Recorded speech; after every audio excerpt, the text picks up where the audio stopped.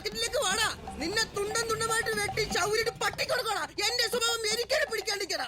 ഇത്രയും വരെ വായിച്ചി അവൻ പോയടാ. അതല്ല ഞാൻ ധൈര്യമായിട്ട് പറഞ്ഞത്. എന്താ എന്താന്ന് ഒന്ന് തുണി പൊക്കി കാണിച്ചാണ്. പിന്നെ കാണിക്കാമെങ്കിലാണോ പബ്ലിക് റോട്ടിൽ കാണിക്കാൻ പാടില്ല?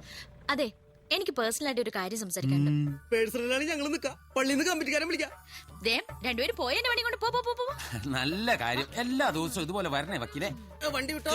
ഈ വണ്ടി വിറ്റിട്ടെങ്കിൽ ഇന്ന് കുറച്ച് കള്ള് കുടിക്കണം. ഷാപ്പിലേക്ക് വിട്.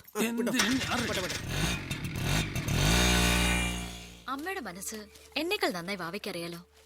അകന്ന് കഴിയാണെങ്കിലും വാവയുടെ അച്ഛനോട് വക്കീലമ്മയ്ക്ക് വെറുപ്പോ വിദ്വേഷമോ ഒന്നുമില്ല. കോടതി വിധിയൊക്കെ ശരി തന്നെ. പക്ഷേ അച്ഛന്റെ അനുവാദം വാങ്ങാതെ വാവ മാമോദീസ മുങ്ങിയ വീണ്ടും പ്രശ്നങ്ങൾ ഉണ്ടാവില്ലെന്ന് ഉറപ്പുണ്ടോ? ഇനി അച്ഛന്റെ സമുദായക്കാര് വന്ന് അമ്മയെ പരസ്യമായി ആക്ഷേപിക്കുന്നതുകൂടി വാവയ്ക്ക് കാണണോ? വാവയ്ക്ക് വേണ്ടി മാത്രം ജീവിക്കുന്ന അമ്മ മറ്റുള്ളവരുടെ മുന്നിൽ നാണം കെടാൻ ഇനിയും അവസരം ഉണ്ടാക്കരുത്. എല്ലാം സമാധാനമായി കലാശിക്കണമെങ്കിൽ വാവ അമ്മ പറയുന്നത് അനുസരിക്കണം. അച്ഛനെ ചെന്ന് കണ്ട് അച്ഛന്റെ അനുവാദം വാങ്ങണം.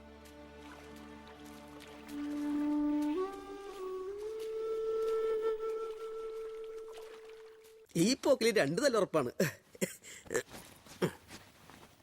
ആ ഇടിക്കട്ടെ പിച്ചാത്തി എടുത്തോട്ടെ. അച്ഛനേട ഞാൻ കുത്താല. വേണ്ടെങ്കിൽ വേണ്ട. അന്യനാടാ, ചെല്ലുന്നിടത്ത് അടിയും ബഹളമൊന്നും ഉണ്ടാക്കരുത്. അത്രയും ദൂരം യാത്ര ചെയ്ത് വന്ന് ജാമ്യത്തിലെടുക്കാൻ എനിക്ക് നേരം ഉണ്ടാവില്ല. ഗ്ലാഡിസ് പറഞ്ഞാലും കാര്യമുണ്ട്. അമ്മ വളർത്തി വഷളാക്കിയതാണെന്ന് അച്ഛനെ കൊണ്ട് പറയിപ്പിക്കരുത്. അയ്യേ വക്കീലമ്മ പേടിക്കണ്ട. വാവാച്ചി മര്യാദക്കാരനാണെന്ന് ഞാൻ തെറ്റിദ്ധരിപ്പിച്ചോളാം. പിന്നെ എന്നെ കാണുമ്പോ ഒരു നമ്പൂതിരി ലുക്കുള്ളതിന് വലിയ യാതൊരു പ്രശ്നം ഉണ്ടാവില്ല. പിന്നെ നമ്പൂരി ടാറും പീപ്പ വീണ മാതിരിയുണ്ട്. അച്ഛനെ കണ്ട് ഓർമ്മ നിനക്കുണ്ടാവില്ലല്ലോ. ദാ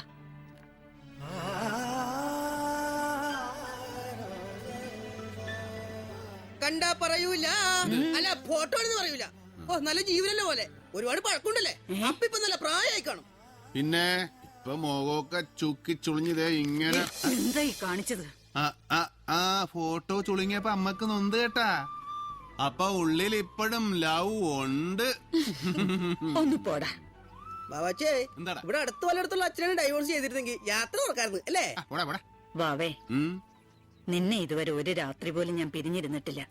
എത്രയും പെട്ടെന്ന് നീ മടങ്ങി വന്നേക്കണം.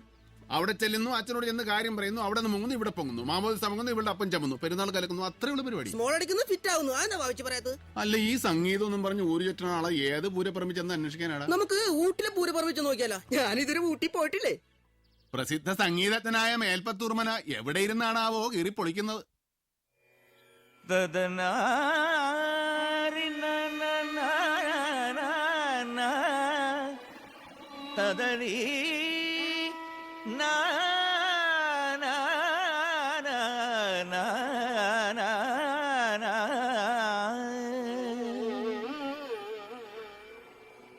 ഓങ്കാരത്തിടമ്പുള്ള ദേവാംഗനേ,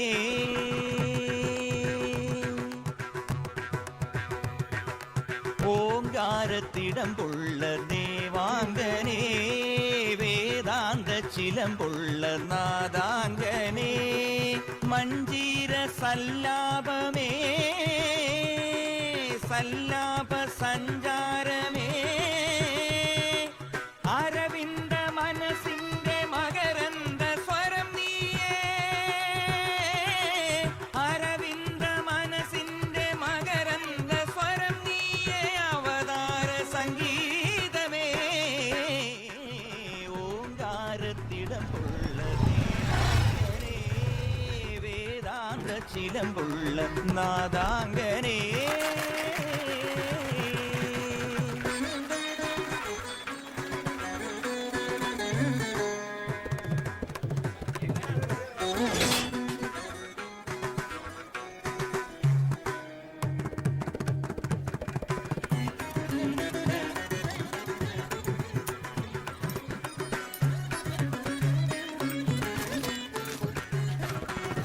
നന്ദനമനം തന്നിൽ നൽകണേ ചിരം നിന്റെ ചന്ദനം സുഖം മോഹനം.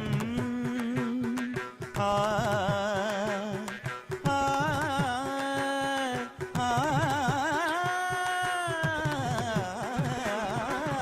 നന്ദനം മനം തന്നിൽ നൽകണേ ചിരം നിന്റെ ചന്ദനം സുഖം മോഹനം തങ്കത്തിളക്കമെന്നും തുളുമ്പി എന്നെ തലോടി വന്നാലും മന്ത്രം നിറഞ്ഞ നാവിൽ സുവർണ നാമം വിളമ്പി നിന്നാലും ബ്രാഹ്മി വസന്തം ഗംഗാതരംഗം ബ്രാഹ്മി വസന്തം ഗംഗാതരംഗം ആദിയാം നാദമേ തന്നാലും എന്നെ മറന്നു നിന്നെ തൊഴുന്ന കൈക്കുടന്ന നിന്റെ പീഠനടിനം സരിഗരിക മഗമപമപദ സന്നിധ ഗമപദനിധ പദനി ഓങ്കാരത്തിടമ്പുള്ള ദേവാംഗനേ വേദാന്ത ചിലമ്പുള്ള നാദാംഗനേ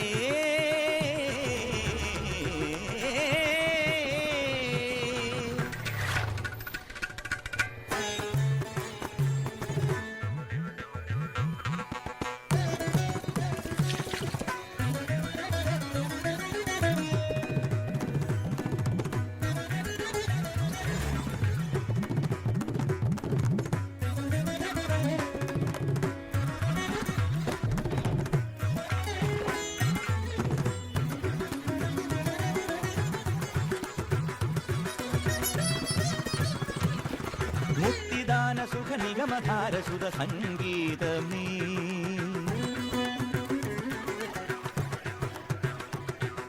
സാംബദേവ മുഖ വരദരാഗ മധു സംഗീതമേ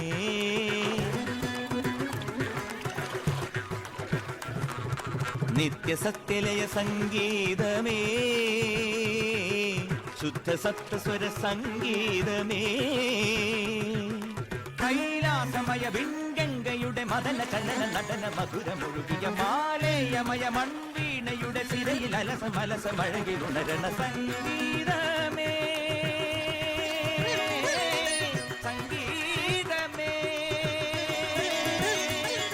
മനോരഞ്ജമാകുന്നൊരാനന്ദജാലം അനന്തവേദരസമായ സോമരസമാകുമേകരസലയം ചടുതമയ ഓങ്കാരത്തിടമ്പുള്ള ദേവാംഗനേ വേദാന്ത ചിലമ്പുള്ള നാദാംഗനേ ദേവാംഗനേ നാദാംഗനേ സംഗീതമേ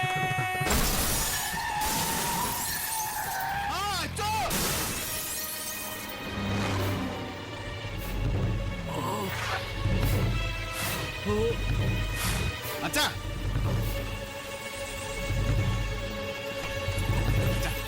ഒന്ന് പിടിയണം.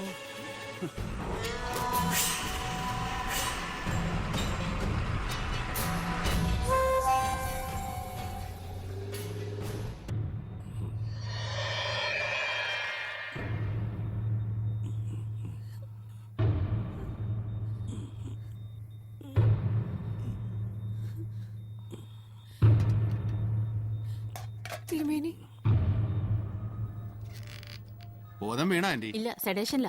ചേടാ കുറച്ചു മുമ്പ് ചോദിച്ചോ പറയണ ഐസിലാണ് കിടക്കണം, ഇപ്പൊ ഞാൻ പറയുന്നത് സെഡക്ഷൻ ആണ് കിടക്കണം. ഇതെന്തൊരു ഇടപാടാണ്? ഇനി കണ്ണടപ്പനായപ്പോ ബോഡി വല്ല ഫ്രീസറിൽ എടുത്ത് വെച്ചിട്ടുണ്ടാവും. എടാ കള്ളപ്പന്നി, ആ കരുനാക്ക് വളച്ചൊന്നും പറയാതെ പെരുന്നാൾ നടത്താൻ അനുവാദം ചോദിക്കാനുള്ളതാണ്. മനപടമായ പണിപാളും. അല്ല, കാര്യങ്ങൾ അന്വേഷിക്കാൻ ഉത്തരവാദിത്തപ്പെട്ട് നമ്മളിങ്ങനെ പുറത്തു നിന്നാൽ എങ്ങനെയാണ്? അതെ. നമുക്ക് അകത്തൊരു ചോദിച്ചാലോ? തീർച്ചയായിട്ടും.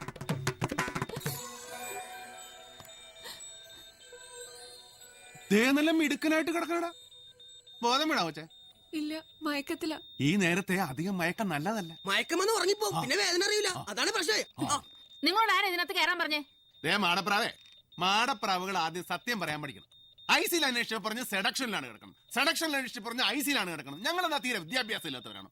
ഈ സംഗീത സാഗരൻ റോട്ടി പണികിട്ടി കിടന്നപ്പോ ആശുപത്രിയിലാക്കിയത് ഞങ്ങളാണെങ്കിൽ ഈ ബോധക്കേട് കാണാനുള്ള അവകാശവും ഞങ്ങൾക്കുണ്ട്. മാടപ്രാവ് പോ പോ പോ. ചേട്ടത്തി, ഈ മൂക്കിലും വായിലും ഓരോ കുന്ത്രാണ്ടങ്ങൾ കുത്തിക്കയറ്റി വെച്ചാലേ ബോധമുള്ളവന്റെ പോലും ബോധം പോകൂലേ? ഈ മൂക്കിൽ ഗ്യാസ് മാത്രം അടിച്ചേറ്റാലേ പേഷ്യന്റ് വാരോട് ചത്തോവൂലേ? അതുകൊണ്ട് എത്രയും പെട്ടെന്ന് 2 കുപ്പി ഓക്സിജനോ ഹൈഡ്രജനോ എന്തെങ്കിലും ഒന്ന് കുത്തിക്കയറ്റി ബോധം ഉണ്ടാക്കാൻ നോക്ക്. ഞങ്ങൾക്ക് വളരെ അത്യാവശ്യമുള്ള ഒരു കാര്യം പറഞ്ഞിട്ട് പോകാനുള്ളതാ, അല്ലടാ? തീർച്ചയായിട്ടും. കുട്ടി, ഇവരോടൊന്ന് പുറത്തു പോകാൻ പറയുന്നുണ്ടോ? ദയവ് ചെയ്തൊന്ന് പുറത്തു പോണം. ബോധമില്ലാതെ കിടക്കുന്ന ആളിങ്ങനെ ശല്യം ചെയ്യരുത്. ബോധമില്ലാതെ കിടക്കണ ശല്യം. What's the problem? അയ്യോ, ഇംഗ്ലീഷാണല്ലോ. ആരാ ഇവര്?